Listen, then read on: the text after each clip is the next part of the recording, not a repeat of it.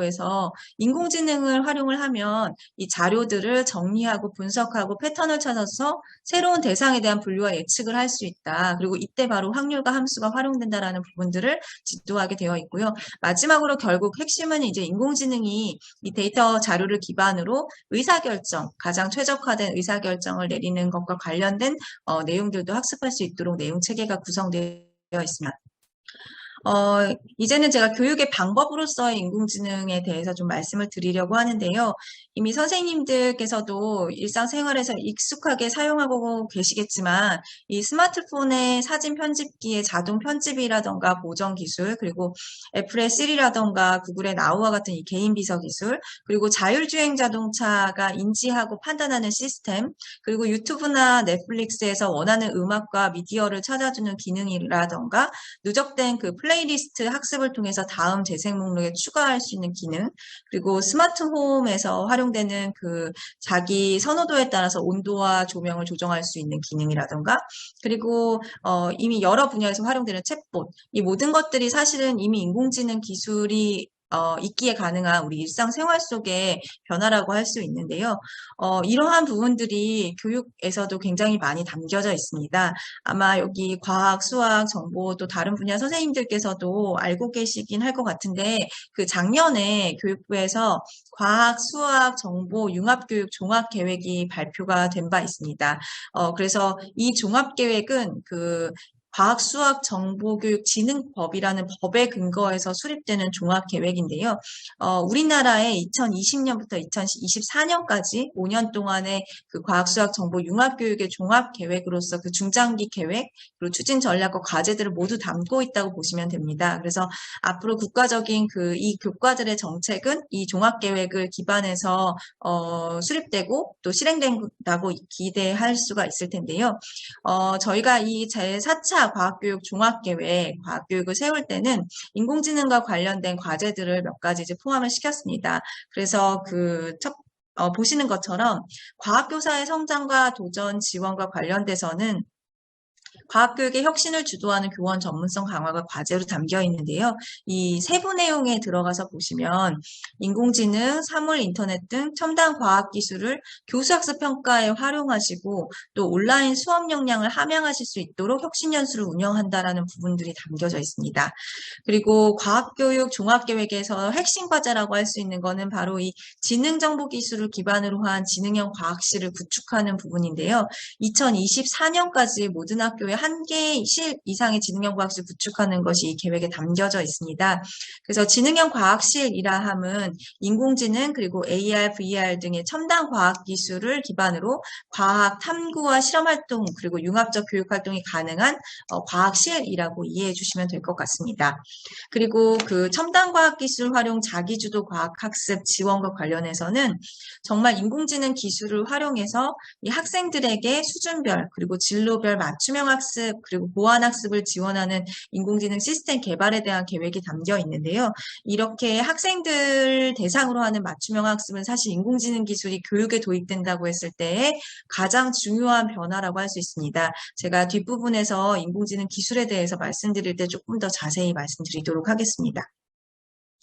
그리고 그 수학교육 종합계획에서도 이런 부분들이 담겨 있어서요. 그 3-2 과제인 수학학습관리 시스템 구축과 학생별 학습 지원의 과제에서는 세부 내용에 들어가서 보시면 인공지능 기술을 활용한 개별화 맞춤형 수업 지원, 앞서 과학과도 마찬가지인데 여기서도 이제 개별화 맞춤형 수업 지원이 나와 있습니다. 그리고 학습자의 자기주도적 학습 방법 개선을 위한 이러한 인공지능 수학학습 지원 시스템을 구축한다는 내용들이 계획에 담겨 있고 이 부분은 뒤에서 조금 더 설명드리겠습니다.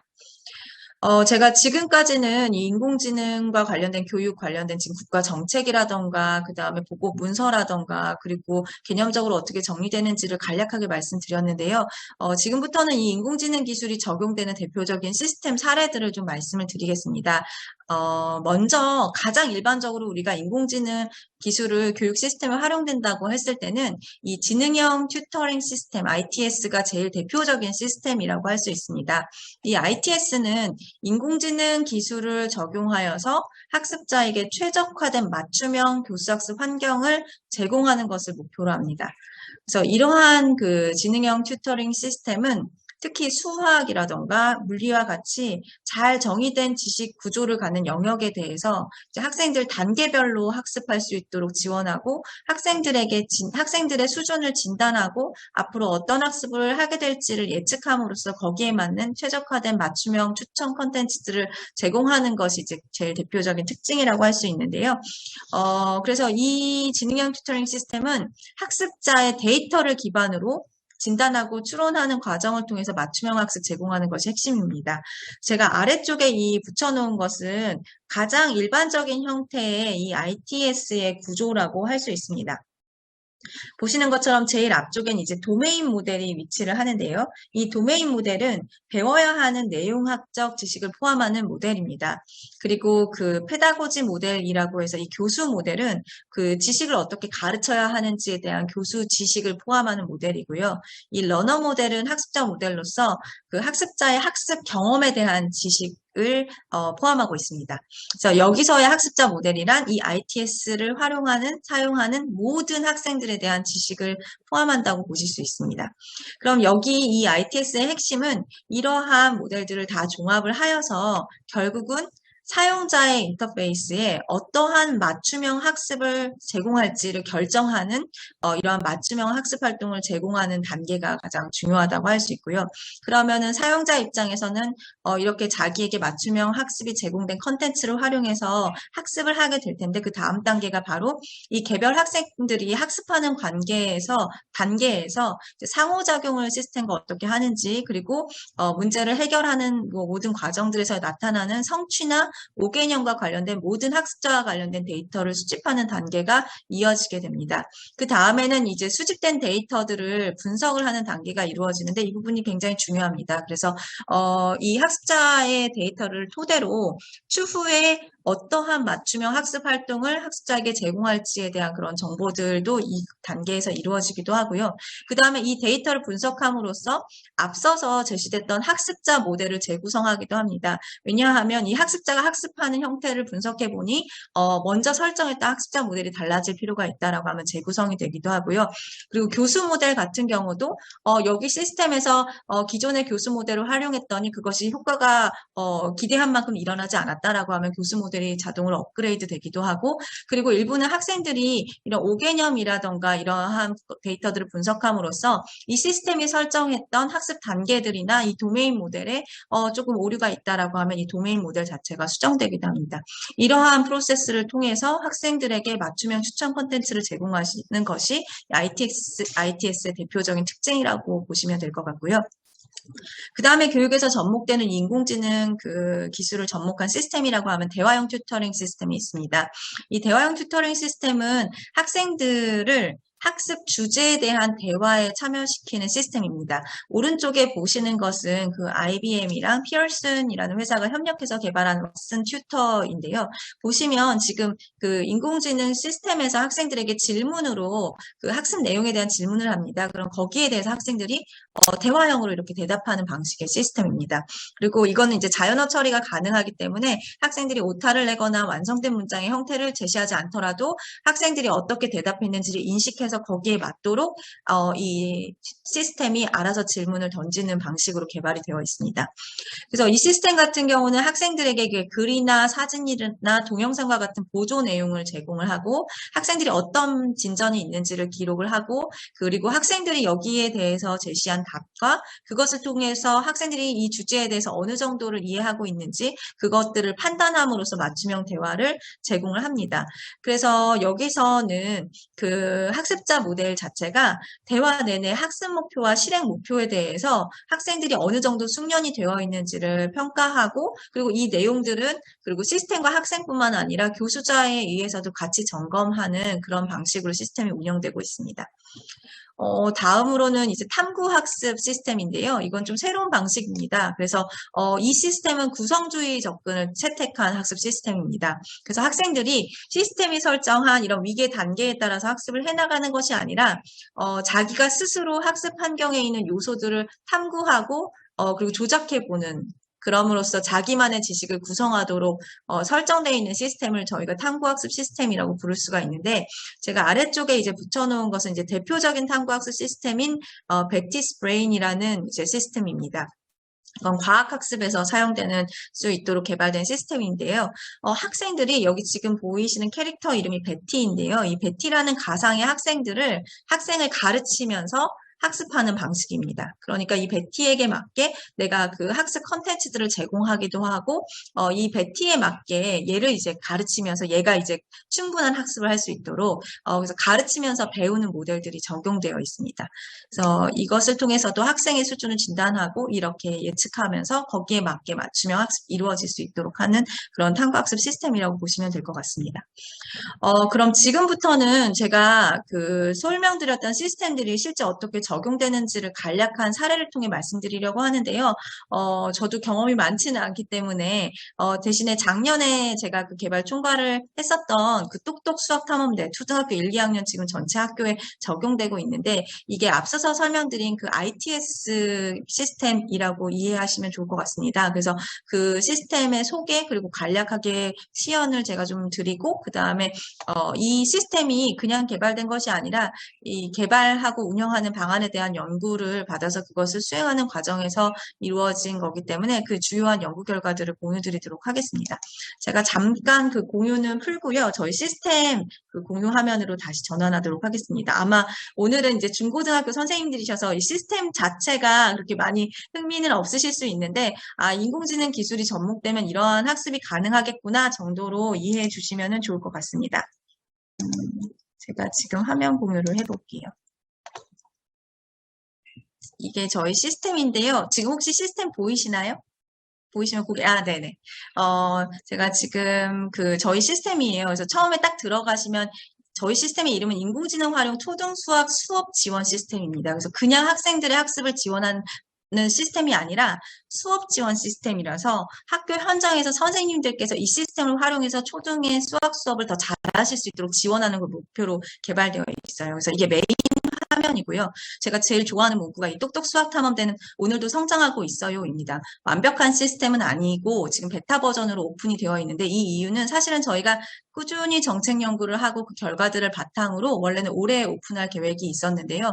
작년에 3월에 갑자기 이제 코로나 상황이 너무 나빠지면서 등교 개학이 연기가 되고 학생들 이제 특히나 초등학교 1, 2학년의 수학 학습의 결손이 심각하다라는 기사들도 막 나오기 시작하고 했었거든요. 그래서 교육부하고 이제 재단에서 작년에 개발을 할 때 이 부분을 무조건 작년에 오픈을 하자, 베타 버전이라도 많은 학생들이 수학 학습을 도움을 받도록. 그래서 사실 저랑 저희 팀원들이랑 굉장히 막 거의 밤샘을 하듯이 해서 저희 시스템이 작년 9월에 오픈을 했던 시스템입니다. 그래서 이 시스템은 이제 보시면 탐험 시작과 추천 시작이 들어있는데요. 먼저 제가 그 탐험 시작으로 들어가서 보이는 화면들을 보여드릴게요. 지금 제가 교과 활동, 인공지능 추천 활동 이렇게 두 가지 화면을 보실 수가 있는데, 지금 이 화면으로 넘어가 걸로 보이시나요? 교과 활동과 인공지능 추천 활동으로 보이시죠? 제가 지금 설정을 꺼놨는데요. 잠깐 설정을 해서 소리를 키면 소리 들리시죠? 네, 그래서 저희가 이렇게 게임의 효과음도 들어가고요. 이 소리가 들려드리는 이유는 초등학교 1, 2학년을 대상으로 하기 때문에 글씨를 읽지 못해서 이 시스템을 활용하지 못하는 학생이 없도록 교과 활동, 사실 이 안에 있는 모든 추천 활동, 자유 활동, 교구, 모든 자유 컨텐츠는 활동, 저희가 마우스를 교과 갖다 대면 활동. 다 숫자를 읽어주게 되어 있습니다. 그래서 글씨를 모르는 학생들도 추천 충분히 활동. 시스템을 활용할 수 있도록 개발이 되어 있고요. 요거를 말씀드리려고 켰던 거라 말씀드리는 방해될 것 같아 소리는 껐습니다. 먼저 이 교과 활동으로 제가 좀 들어가 보면 초등학교 1학년, 2학년 그리고 모든 학기마다 단원에 있는 컨텐츠들이 저희가 다 개발되어 있습니다. 그래서 제가 오늘 예를 들어서 1학년 2학기에 있는 한 가지 정도를 설명을 드리면요.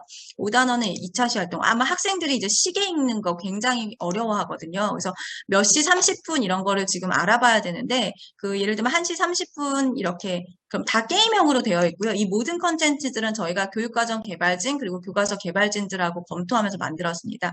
그래서 저희가 이렇게 학생들이 문제를 풀면 맞췄으면 맞췄다라고 답이 나오고, 만약에 틀리게 되면 틀렸다. 그러니까 다시 한번 풀어봐라는 기회가 주어지고요. 모든 학습 요소별로 저희가 이렇게 한 10문항 정도의 문제 셋들이 개발되어 있습니다. 그래서 사실 저희 시스템의 장점은 그 모든 수학에 관련된 개념들이 이렇게 게임형으로 되어 있기 때문에 학생들이 사실은 수학에서는 이렇게 문제를 푸는 경험들이 되게 중요하잖아요. 많은 문제를 다루는 것들이 필요한데 저희 컨텐츠에 들어와 있는 학생들은 굉장히 많은 문제들을 지루하지 않게 풀 수 있습니다. 그래서 이 교과 활동의 특징은 1, 2학년의 모든 단원의 모든 학습 요소를 다 저렇게 게임형의 컨텐츠로 제공이 되어 있다는 부분이고요. 그리고 앞서서 말씀드린 것처럼 저희 시스템은 학교 현장에서 사용하실 수 있는 그 시스템으로 개발되어 있기 때문에 교구가 있습니다. 초등 선생님들은 바로 아실 텐데 이러한 교구들은 수학에서 굉장히 많이 활용하시거든요.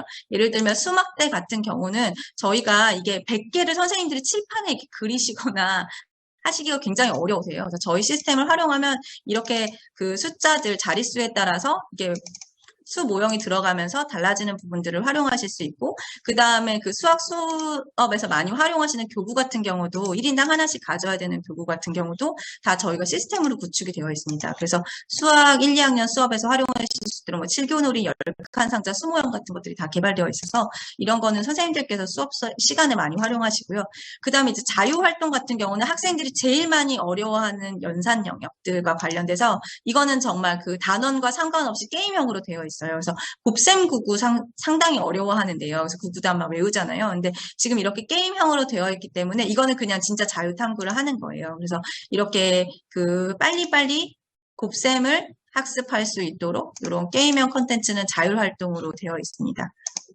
그래서 이런 게임들은 이제 그 곱셈 구구라던가 덧셈 뺄셈이라던가 그다음 세 자릿수 네 자릿수 이렇게 좀 어려워하는 연산 활동 중심으로 저희가 되어 있고 각 학년에서 그런 부분들을 뽑아냈고요. 그다음에 탐험 활동이 좀 특별한데요. 저희가 이 탐험 활동은 지금 1번을 보시면 이게 전 세계 지도인데 우리나라에서 시작을 합니다. 그래서 전 세계를 돌면서 각각의 대륙에 해당하는 문제들을 이제 푸는데 각 문제에 해당하는 컨텐츠들을 들어가면 마찬가지로 이 학생들이 그 많이 틀렸던 단원에 해당하는 콘텐츠들이 이렇게 제공이 되기도 해요. 그런데 이렇게 해서 저희가 그 단원들을 이 배지들을 그 각각의 대륙을 성공을 하면 그 학습을 완료를 하면 이렇게 저희가 카드 도감이라고 해서 학생들은 사실은 보상 시스템이 되게 중요하거든요. 그래서 각 그 나라에서 멸종위기에 처한 동물들 카드가 저희가 있어요. 그래서 처음 시작할 때는 이렇게 우리나라 같은 경우 호랑인데요. 애기 호랑인데 학생들이 문제를 많이 풀면 풀수록 얘가 이렇게 성장해 나갑니다. 그렇게 해서 성인 호랑이까지 끝나고 나면 다음 대륙으로 넘어가고 그래서 초등 1, 2학년에서는 요 카드 모으는 거 그리고 저희 선도학교에서는 실제로 요거를 이렇게 배지 실물로도 제작을 하면 학생들이 그거를 달고 다니는 그런 식으로의 보상을 통해서 시스템이 굉장히 많이 지금 활용이 되고 있습니다. 그리고 요 평가에서는 모든 단원 평가들이 평가로 시스템이 다 구축이 되어 있어서 학교 현장에서 선생님들이 차시 평가하시고 단원 평가하실 때 저희 시스템 이용하시면 굉장히 도움이 되십니다. 왜냐하면 제가 뒤쪽에서 말씀을 드릴 텐데 모든 개별 학생의 데이터와 그다음에 우리 반 학생들이 어떻게 문제를 풀었는지가 한눈에 보이실 수 있도록 분석해서 제공이 되거든요. 그리고 요 인공지능 추천 활동은 들어가시면 요거는 이제 모든 학생에게 동일하게 추천되는 활동이 아니고요. 모든 학생들이 자기가 학습을 어떻게 했는지 그리고 진단평가에 대해서 어떤 진단이 내려졌는지에 따라서 인공지능이 종합해서 추천하는 활동입니다. 그래서 학생 수준에서 가장 결손이 심각한 부분에 대한 학습 컨텐츠들이 제공되기 때문에 굉장히 그 모든 학생별로 다른 컨텐츠가 제공이 되고요. 근데 이제 중요한 것은 저희가 이 시스템을 개발할 때 1번 목표는 공교육을 통해서 초등 수학 책임 교육 실현하겠다라는 목표가 있었습니다. 그래서 이것이 이제 잘못 오용돼서 이제 사교육 시장이나 이런 데서 활용되는 거는 좀 바람직하지가 않아서 저희가 이 교과 활동에 대한 컨텐츠는 가정에서나 누구나 다 활용하실 수 있도록 오픈이 되어 있는데요. 요 인공지능 추천 활동만큼은 학교에서 선생님들께서 학급을 운영하시는 그 학급 단위에 수학 교사가 인증한 학급만 활동할 수 있도록 되어 있습니다. 그래서 이 인공지능 추천 활동을 하기 위해서는 추천 시작으로 들어가야 되거든요. 그래서 추천 시작으로 이렇게 들어가면 저희가 이거는 이제 학습 관리 시스템이라고 보시면 되는데요. 제가 개발할 당시에 제가 사용했었던 지금 관리자 모드로 들어와 있어서 조금 데이터가 다 들어와 있지는 않습니다.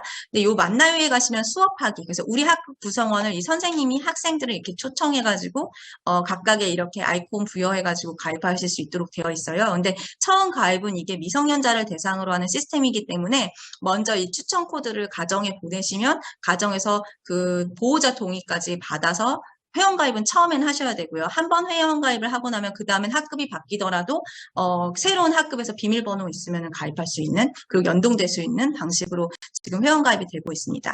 그리고 요 진단하기에 들어가시면 여기 초기 수감각이랑 기초 연산이 보이시는데 요 두 가지가 바로 학생들의 그 수학 학습 능력을 진단하는 평가입니다. 그래서 처음에 그 진단하는 평가로서 저희가 이것도 연구를 통해서 초기 수감각 검사 그리고 기초 연산 검사를 만들었고요. 그 검사 도구를 통해서 학생들이 어떻게 진단되느냐에 따라 추천 컨텐츠들이 제공되게 되어 있습니다.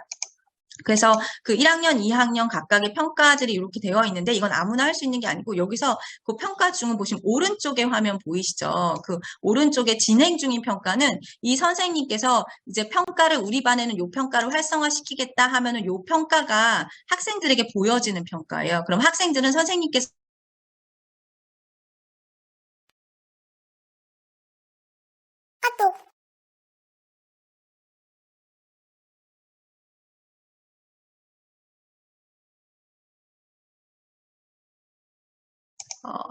지금 화면 잠깐 끊겼나요? 네, 지금 계속 보이시나요? 아니면은 지금은 괜찮으실까요? 네네. 죄송합니다. 요즘, 네네. 인터넷 불안정하다 잠깐 떠서 저도 긴장했네요. 네. 그렇게 해서 지금 평가 같은 경우는 추천을 위한 평가는 여기서 선생님들께서 다 활동하실 수 있도록 되어 있고요. 그 다음 이 핵심 성취는 결국은 단원평가. 아까 제가 단원평가도 잠깐 말씀을 드렸는데 여기 같은 경우도 평가 활성화를 눌러주시면 그 단원평가가 진행 중 평가로 넘어갑니다. 그러면 학생들 화면에서 단원평가가 활성화되면서 그 학생들이 단원평가를 볼 수 있게 이렇게 되어 있습니다. 그리고 요 학생 관리 들어가서 보시면 학생 관리에서는 이제 우리 반 학생들이 언제 가입했고 뭐 이런 관리를 가입 관리하시는 부분이고요. 요 확인하기가 바로 학생들이 학습한 결과, 평가한 결과를 확인하는 부분입니다. 그래서 학습 활동 현황에서는 개별 학생들이 언제 접속해서 얼마나 활용했는지를 볼 수가 있고요. 요 진단 분석에서는 아까 말씀드린 것처럼 초기 수감각 검사라던가 기초 연산 검사에 대한 학생들의 결과가 저희가 점수로 제시는 되지 않고 매우 잘해요, 잘해요, 연습이 필요해요, 보충이 필요해요 정도의 워딩으로 이제 제시가 됩니다. 그럼 선생님들께서는 한눈에 보충이 필요한 학생이 각 영역에서 누구인지 이렇게 판단하실 수 있도록 되어 있고요. 그 다음에 세부 평가 결과들도 그렇게 제시가 됩니다. 그리고 활동 성취에 들어가서 보시면 각 교과별로 우리 반이 평균적으로 한 몇 퍼센트 정도 성취가 되어 있는지, 그리고 개별 학생별로는 어떤 단원별로 어떻게 평가가 성취를 했는지 그런 부분들을 확인하실 수 있도록 지금 구성이 되어 있습니다. 그래서 제가 그 시스템에 대한 소개는 여기서 간략히 마치도록 하고요. 다시 화면으로 넘어가도록 하겠습니다.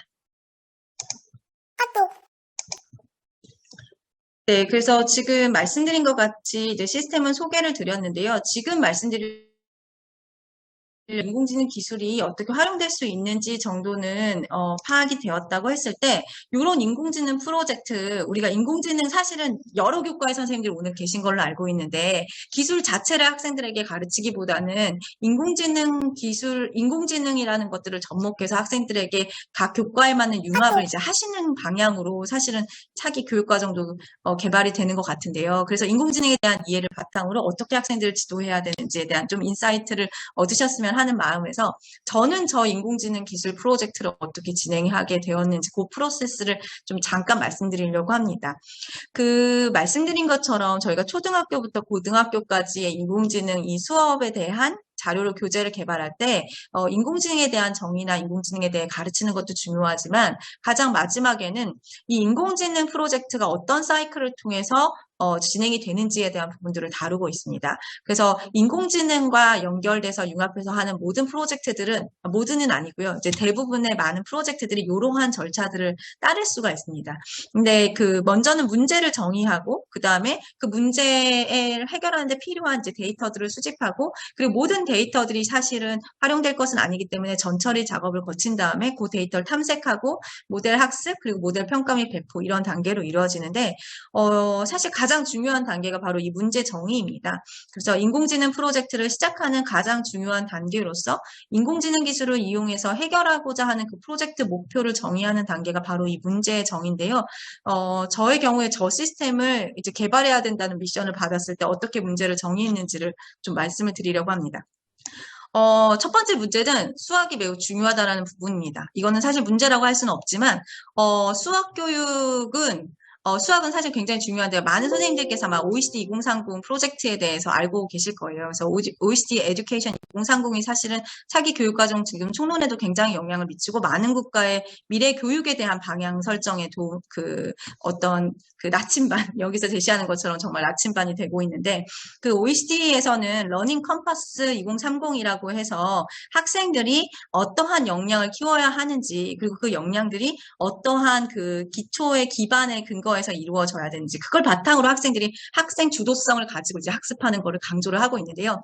여기에 보면 그 코어 파운데이션을 이제 정리를 했습니다. 그래서 이게 이제 역량을 함양하기 위한 그 기초가 되는 것들인데, 여기서 제시한 것이 이제 리터러시, 뉴머러시, 디지털 리터러시, 데이터 리터러시 같은 부분입니다. 근데 이 문서에서 뭐라고 썼냐면 literacy and numeracy remain fundamental 이라고 했습니다. 그러니까 리터러시랑 뉴머러시는 이제까지 중요했는데 앞으로도 계속 너무 중요할 거라서 그냥 그대로 남겨둔다라고 써 있거든요. 여기서의 이 뉴머러시라고 하는 수리는 디지털 환경을 포함한 일상생활에서 수학적 도구, 추리, 모델링 등을 사용할 수 있는 능력이라고 제시를 하고 있습니다.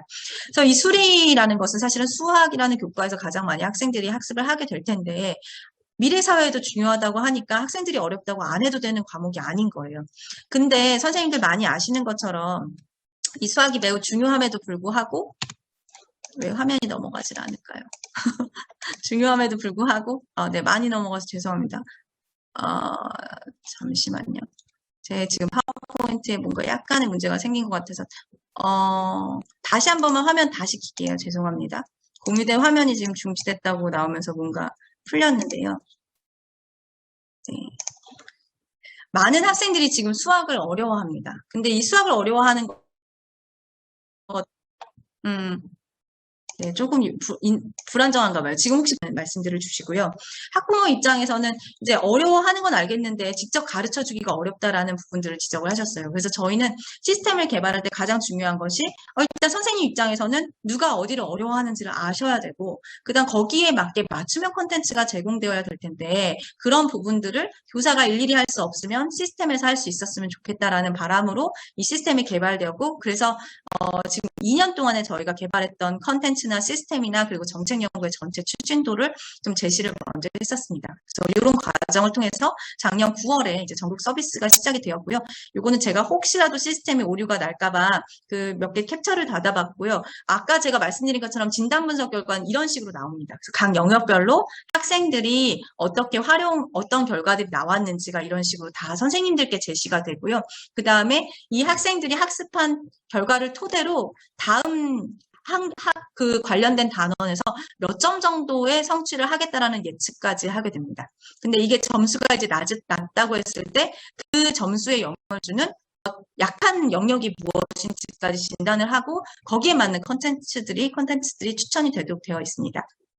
그래서 저희가 이거는 이제 작년에 제가 이 시스템을 개발하면서 교육부의 그 연구과제로서 책임 맡았던 과제 전체 체계도인데요. 이 시스템 개발과 관련돼서 그래서 저희가 했던 연구에서는 실제 지금 보여드린 그 시스템 개발에 대한 부분, 그래서 어떻게 이 예측하고 진단하고 추천하는 모델을 개발할 것인가에 대한 부분들이 하나 담겨 있고요. 그 다음에 이러한 시스템을 실제 개발을 했을 때 이게 학생들에게 진짜 인지적인 효과가 있는지, 그리고 정의적 학습에도 효과가 있는지 그 효과성을 분석하는 하는 부분이 한 부분으로 담았습니다. 그리고 이것이 학교에 적용이 돼야 되는데 선생님들께 그냥 시스템만 드리면 어떻게 활용해 하셔야 될지 이제 어려우신 부분들이 계실 것 같아서 수업의 어떤 부분에서 이 시스템을 활용하실 수 있는지에 대한 교수학습 시나리오들도 저희가 이제 개발하는 작업들이 연구과제에서 진행이 되었습니다. 그래서 뭐 개발 방향이나 이런 부분들은 앞서서 말씀드린 것과 유사하기 때문에 이제 넘어가도록 하고요.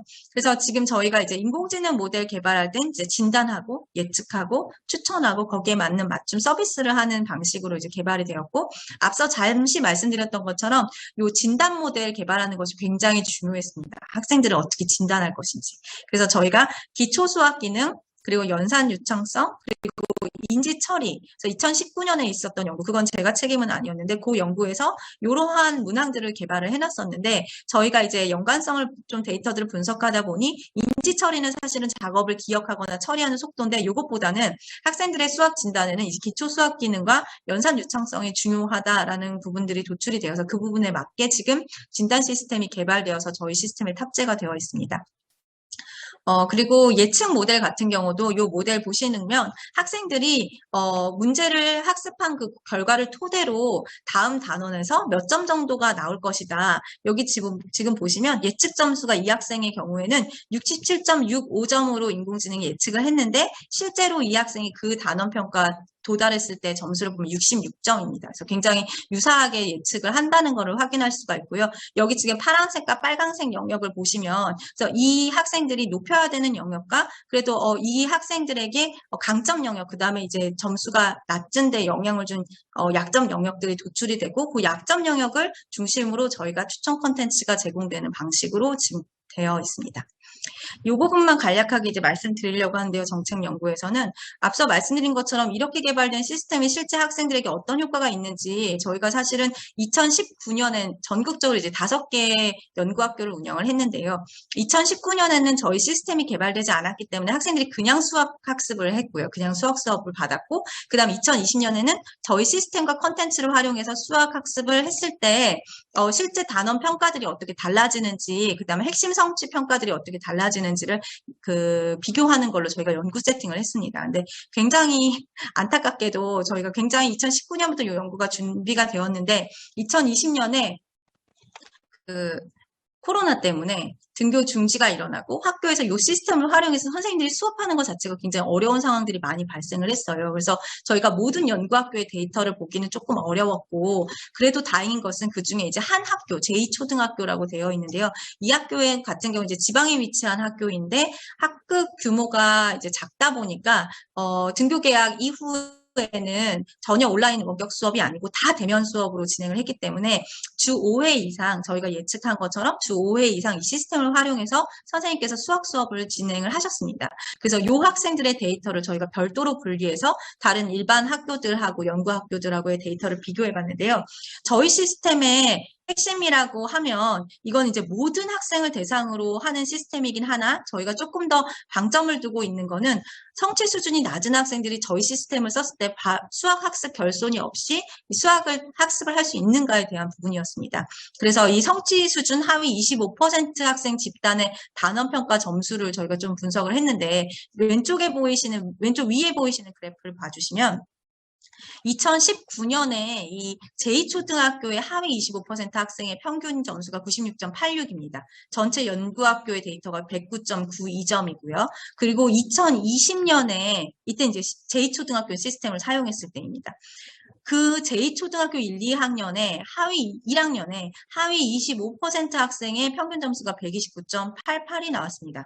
그리고 이제 연구학교 전체로 봤을 때 하위 25%의 점수는 이렇고요. 그래서 저희가 이거는 굉장히 제2초등학교의 사례들을 봤을 때, 이거 시스템을 꾸준히 활용했을 때 성취 수준이 낮은 학생들의 학습 결손을 도와주는데 효과가 있을 거라는 것을 사실 이 데이터를 통해 확신을 했고요. 근데 데이터 수가 한 학교만 보다 보니 너무 작아서 올해는 지금 전체적인 학교를 대상으로 해서 지금 효과성 분석 연구가 진행 중에 있습니다.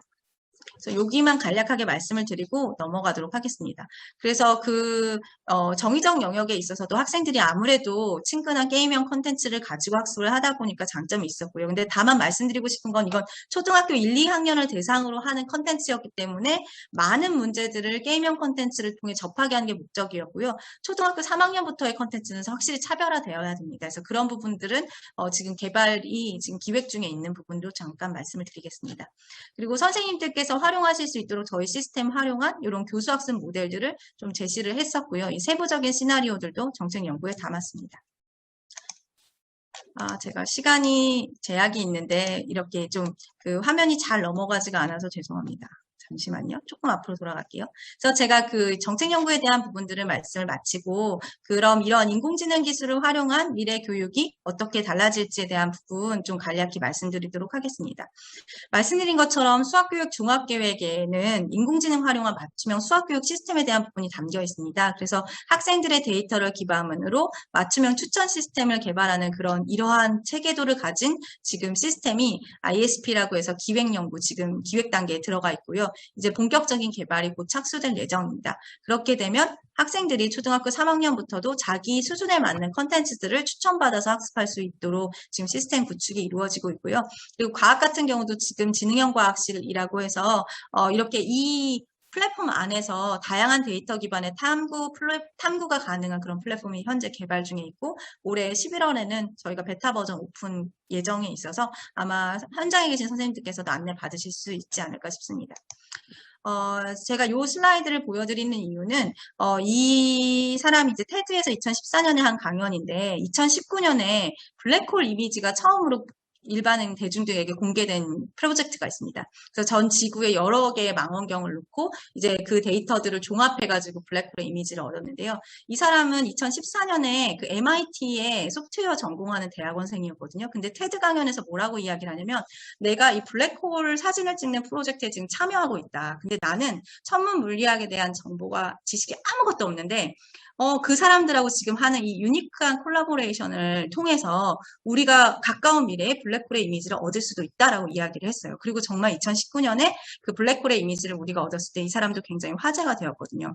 이 말씀을 드리는 이유는 제가 인공지능 전공자도 아니고 저는 그냥 과학교육 전공자입니다. 근데 인공지능을 하시는 분들하고 협업을 통해서 이렇게 새로운 프로젝트를 해나갈 수가 있거든요. 그러니까 아마 선생님들도 관련된 분야가 아니시더라도 인공지능 하는 사람들도 관련된 다른 분야의 그 선생님들하고 융합하고 협업하시면서 새로운 프로젝트를 해나가실 수도 있으실 것 같고 학생들에게도 사실은 그러한 협업 능력을 키워주는 것이 결국 미래교육의 핵심이 아닐까 싶어서 이 슬라이드를 준비했습니다.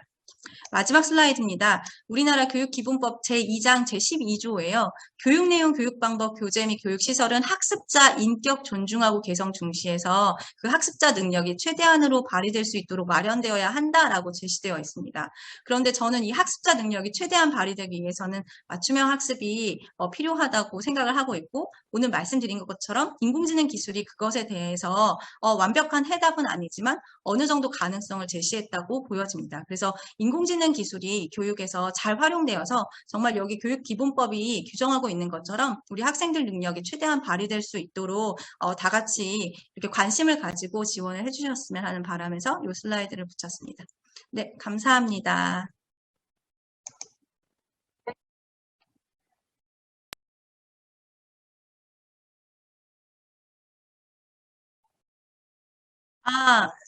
네.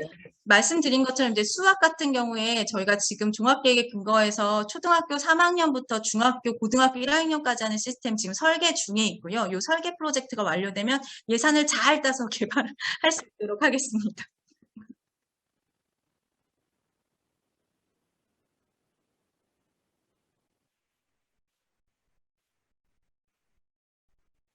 네, 들어주셔서 감사합니다.